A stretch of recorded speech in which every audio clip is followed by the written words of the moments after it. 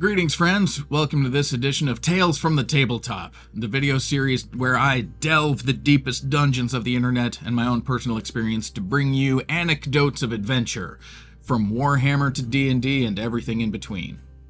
Today's first story comes from One, and One writes, I ran a game last night in my D&D 1.0 homebrew. A new player became the hero of the night, and I am so proud.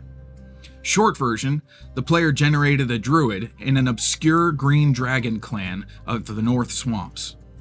His clan's quest was to contact any green dragons for clan worship. Theirs had passed away, and none more lived in the area. 2 real years later, the party had mostly forgotten this player's original quest, and they found themselves in the South Swamps where they encountered a young green dragon. The warrior and the paladin make to attack and throw themselves into combat when the druid throws himself between the chlorine breath weapon and the claw attacks of the dragon and cries, "Stop!" He reads aloud the oath from his player's starting character sheet and declares that the dragon is his brother. Man, did I have fun running a startled and confused green dragon as an NPC. The druid, the dragon, and the party are all now really good friends. For this next story, I'd like to preface by saying something. I'd like to share an unpopular opinion. I'm kind of done with the horny bard, just as a trope. I'm done with the character. I've seen it so many times. It's become so predictable. I don't need to see or hear any more horny bards where their biggest character trait is that they're horny. It's not interesting, and it stopped being funny kind of a while ago, for me anyway. That being said, I've got 2 horny bard stories that definitely break the mold and are worth reading, so here we go. The first one is from Desmond. Desmond writes, Be me, a lizard folk fighter. Be not me, the DM, a bugbear barbarian rogue, a human life cleric, a half-elf, an eloquence bard, the horny one, and a tiefling wizard. We're all at level 5. We are given a quest to stop a cult of druid terrorists who are destroying a bunch of villages.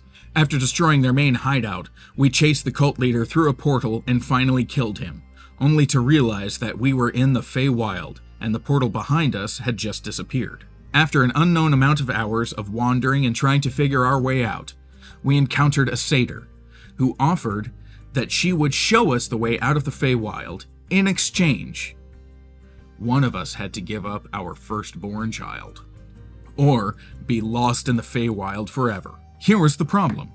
My character's firstborn had already been murdered. Even if he still was alive, I wouldn't give him up. The cleric was a eunuch, poor guy, and the wizard hated children. The bugbear, well, he wandered off and got lost in the Feywild forever, so yeah, he's gone. But then comes the bard, who, with a cheeky grin on his face, walked up to the satyr and said, I can give you my firstborn personally, if you would like that. We didn't understand what he meant at first, but I guess the DM figured it out and was okay with it. The DM allowed him to try by rolling a persuasion check.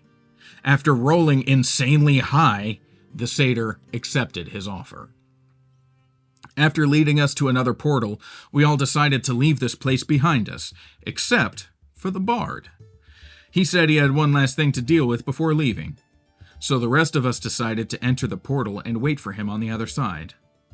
5 in-game hours later, we were getting tired of waiting for him, so we were getting ready to leave, and that's when the bard finally exits the portal with a drunken smile on his face. I simply asked him, What took you so long? He replied, What do you mean? I said that I'd have to give her my firstborn personally. That sort of thing takes a minute. That's when we figured out what he finally meant, and we all burst into laughter. Afterwards, we headed back into town, collected our payment, and that's where the session ended. Our next horny bard story comes from somebody named Nemanev. Nemanev? The next story comes from N. N writes, Horny bard wishes for his true love. and it backfires spectacularly into success. After the first wave of COVID hit, I managed to join a relatively short campaign. We started at level 7, or 8 I think. I took the chance to play a straight battlemaster and had a blast. Anyway, it was a party of 5, and among us was a horny bard. It was annoying at times, but not entirely problematic, and the game was somewhat goofy, so it was not a tone-deaf approach either. The player was good, but the character was purposely hamstringed by its character. A hopeless romantic at times, and a butterfly with a boner the rest of the day. He reminded me of Roberto Benigni for some reason. A bit of an over-energetic man-child.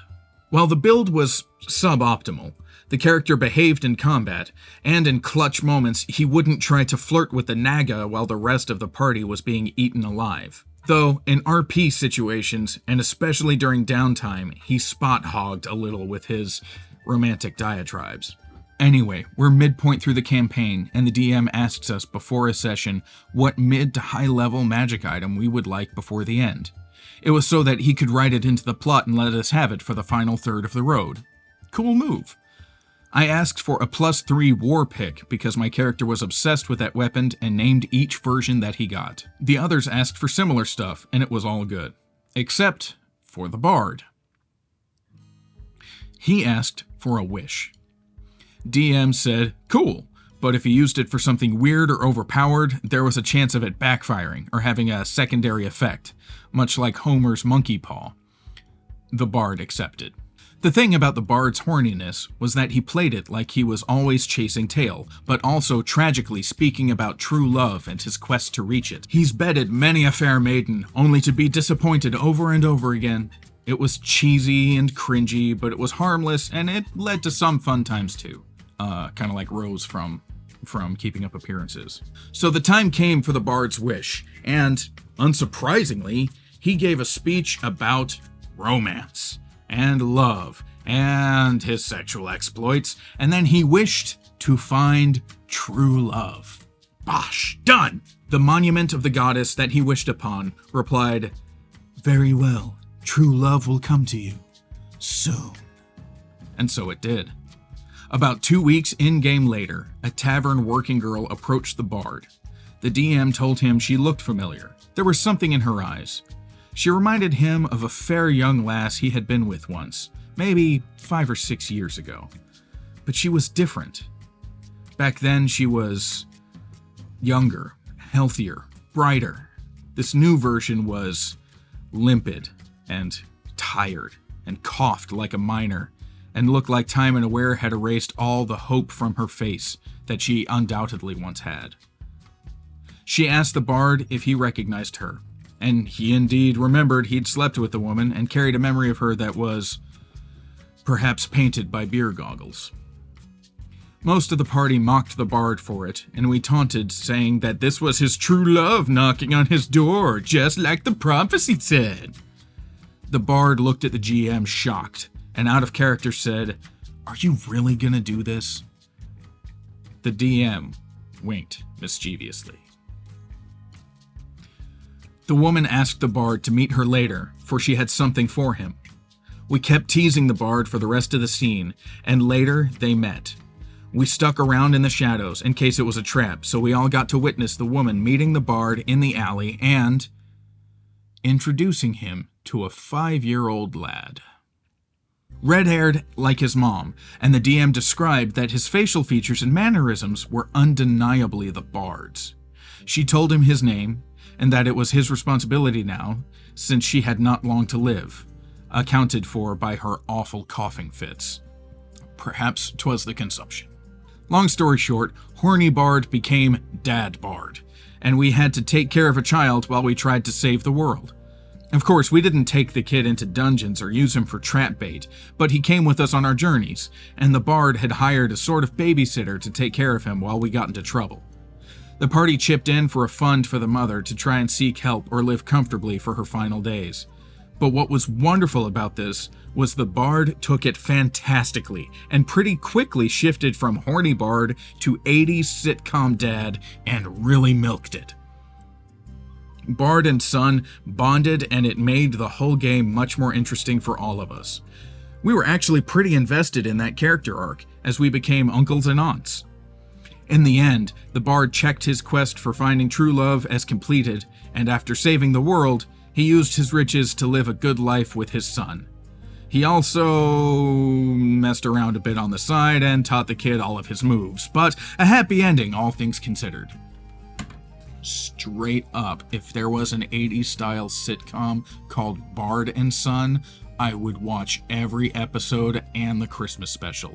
If anyone out there can make it happen, please do and let me know. This next one is the one that I've been illustrating the whole time, so I hope it was worth the wait, and I hope you strap in.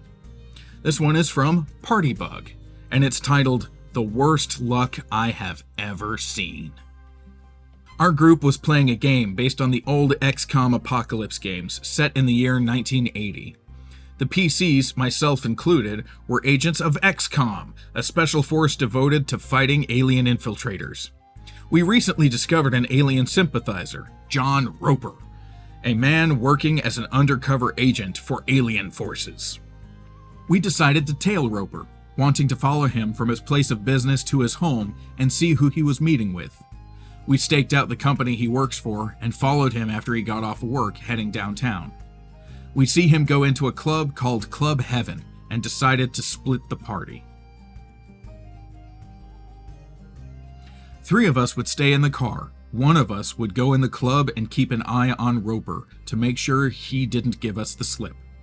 So we send in Agent Dima to check out the club. He enters and the receptionist gives him a liability form to fill out. He doesn't want to appear like he doesn't know what's going on and he's not supposed to be there, so he signs the agreement without reading and heads in.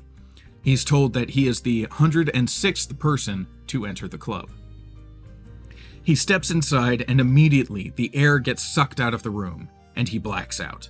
Sometime later, he awakens in a room and steps outside to find a lavish bar and lounge area where a bunch of people are having a great time, drinking, schmoozing, etc. And he spots our target, so he tries to blend in. It's been a while at this point, and the group in the car is getting worried about him. We elect to send in a second guy, Agent Mormont, to check things out. Pretty much the same approach happens. Mormont goes to the club, signs the waiver, enters, and gets knocked out, his equipment taken, and then he wakes up. He is informed that he is the 107th person to enter the club. Dima and Mormont meet up eventually, and together they start questioning the guests in the lounge. They manage to suss out, eventually, that the secret of Club Heaven is at midnight, one guest is chosen at random and killed. The whole thing is basically a huge adrenaline rush for the clients. The GM tells us that there are 108 people in the club, and he's going to roll a 108-sided die to decide which one is going to be killed. It says here that he was rolling a 1D 108 thanks to the good people of Roll20. Thanks, Roll20. If one of the players' numbers comes up, that's it. Dead. Smoked. It is now 5 minutes until midnight. Dima starts freaking out, convinced something terrible is going to happen. He tries to leave, but armed guards at the door are quick to deter him. Mormont, on the other hand, is playing it cool. Out of character, Dima's player is convinced it is going to be him. He's practically biting his nails. And out of character, Mormont is equally sure it'll be neither of them. Back in the car, me and the last agent are wondering what's taking so long. I'm convinced it's a trap, so there's no way I'm going in there. We wait. In the club, Dima is saying his farewells, telling Mormont to give his last words to the rest of the team, and completely losing it. Mormont keeps telling him, it'll be fine, it'll be fine. Midnight comes. The lights in the club go out. Everything is dark. The GM rolls dice. 107. Mormont's number. He was so sure he was going to be fine, both in character and out of character, and suddenly that's it. He's gone. Vanished. Smoked. The whole table erupts in laughter. except for poor Mormont's player. Thankfully, the player took it in stride after the initial shock wore off, but then we had to explain to XCOM how we lost an agent at a life gambling nightclub. Suffice it to say, we all had a demotion for that one. And that's my story about the worst luck I've ever seen in a TTRPG, a 1 in 100 roll of the worst kind. And that is the last story that I have to share with you fine folks today. The illustration I made for this story, I'm not going to lie, took a long time, and actually kind of a little bit of research. Of all of the illustrating that I've done across my career, I've never been called to draw anything even resembling cyberpunk, so I had to spend some time gathering up a lot of reference information to see what I could do. And in my gathering, I discovered that I have a particular love of the cyberpunk aesthetic that was established in the 80s. I found some reference photos from a cyberpunk fashion show from the 80s, which I will post here. These things are just wild. It's so much fun, and that's where I got the ideas for the character designs for the two ladies in this. I'd never played XCOM myself. My brother had a copy of one of the video games way back in the day, but he could never get it to run on our PC, so never got to play it. Had to do some research there too, and I definitely get, dystopian future cyberpunk vibes from the whole thing, so went with the cyberpunk aesthetic. It takes place in 1980, so 80s cyberpunk.